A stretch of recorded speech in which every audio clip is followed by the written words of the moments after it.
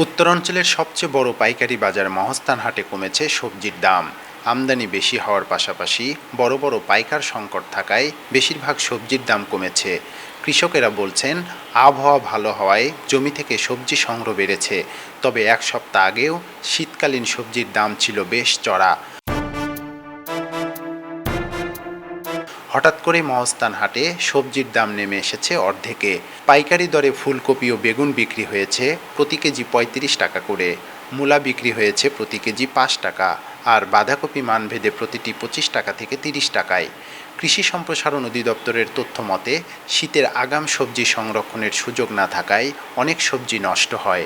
ফুলকপি নিয়ে যাচ্ছিলাম ১.৫ মন, ১৩০০ টাকা করে বিক্রি করছি। কালকে দাম ছিল আপনার ২৪০০ টাকা, আজ সেই ফুলকপি ১২০০-১৩০০ টাকা মন। আপনার পাটি কম, খালি লিকেরি কয়টা মাল কেনে, ওই দিন ওই কৃষকের ধরা খাওয়া। আজকে বাজার কম, আজকে আমদানি বেশি, বাজার কম।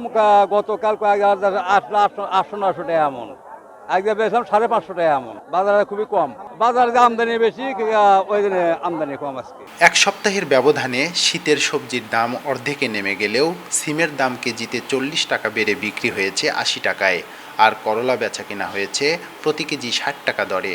ব্যবসায়ীরা বলছেন, আমদানি বাড়লে সবজির দাম আরও কমে যাবে।